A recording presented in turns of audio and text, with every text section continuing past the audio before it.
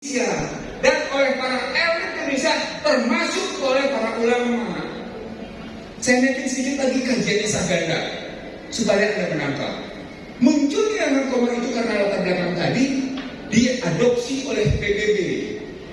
Pada Elvin Tomar bikin undang-undangnya 15 Desember 2021. PBB melakukan resolusinya pada 15 Maret 2022.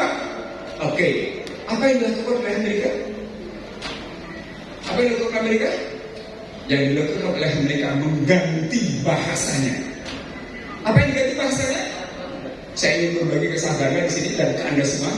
Ya, gunakan bahasa Build Back Better World.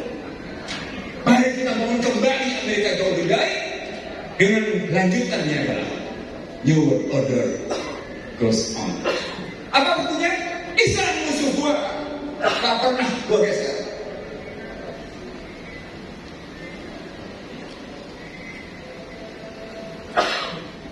Artinya sesungguhnya mereka ganti strategi dari istilah Islamifobia bergeser menjadi Build Back Better World dalam rangka satu hal, New World Order goes on. Dan dari sini saya harus materi saya. Silakan pikirin, karena mereka mengganti strategi dengan kata-kata.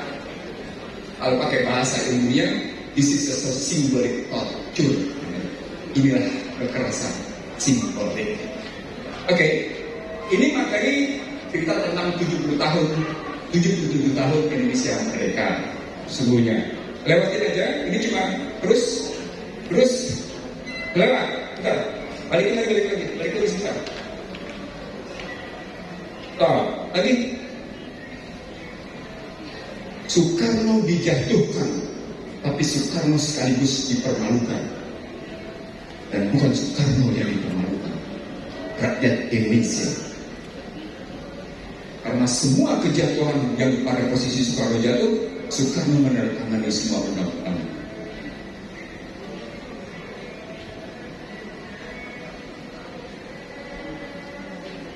Sama seperti masyarakat Sumatera Utara, sebagai penghasil sawit terbesar kedua di Sumatera, yang pertama Riau, yang kedua Sumatera Utara, masyarakat Sumatera Utara tetap tidak bisa mendapat harga minyak goreng jauh lebih naik. Itu namanya Anda permalukan.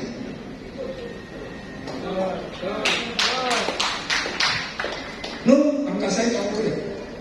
Provinsi pertama Riau, provinsi kedua Sumatera Utara. Tapi kita tetap tidak bisa bikin apa-apa terhadap minyak sawit, terhadap sawit yang kita tanam di Sumatera Utara. Ini peristiwanya terus begini, lanjut. Setelah itu jatuh Soeharto dengan berbagai macam tindakannya, muncul reformasi. Kalau tadi Egy bicara tentang pasal 6 A ayat 2 tentang Indonesia asli, sesungguhnya akibat perubahan undang-undang itu lahirlah undang-undang yang menyatakan agar semua sama kedudukannya dengan orang asing. 4 undang-undang yang menyebabkan Anda orang Sumatera Utara sama dengan orang asing yang datang ke Sumatera Utara. 4 undang-undang. Undang-undang pertama Undang-Undang 2507 tentang kedaulatan moral, jelas di situ dinyatakan. Yang kedua Undang-Undang Kewarganegaraan. Yang ketiga Undang-Undang 38 tahun 2008 tentang masyarakat ekonomi ASEAN, di mana orang asing datang ke Indonesia sama dengan orang Indonesia. Yang keempat Undang-Undang anti diskriminasi. Ayo, Anda tuan rumah di rumah sendiri atau Anda budak?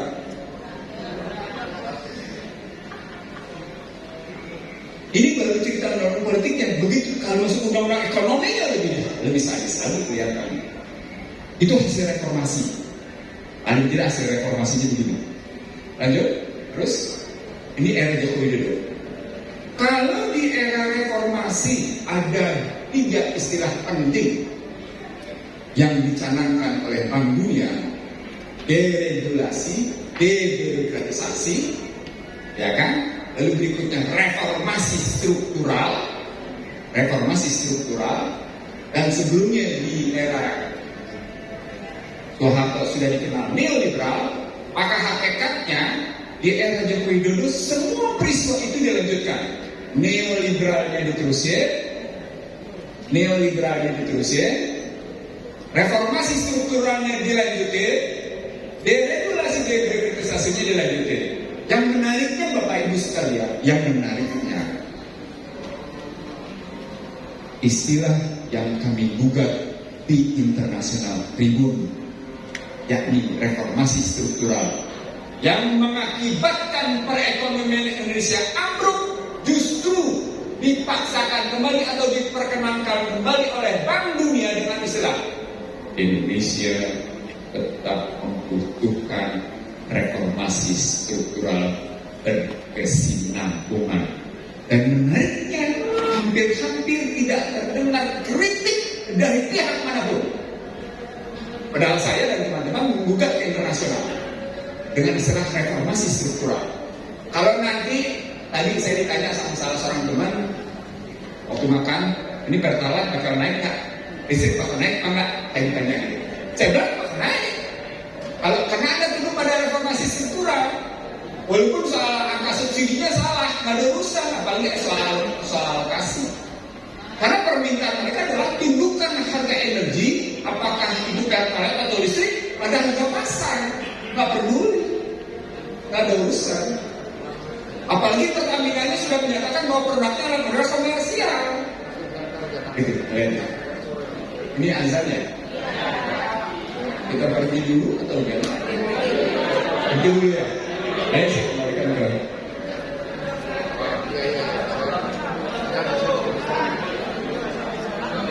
Baik, Bapak Ibu sekalian, ya, ini azan asar, kita break ya, kita sholat. Nanti jam 16.15 ya, kita masuk dalam ruangan lagi, jangan ketinggalan.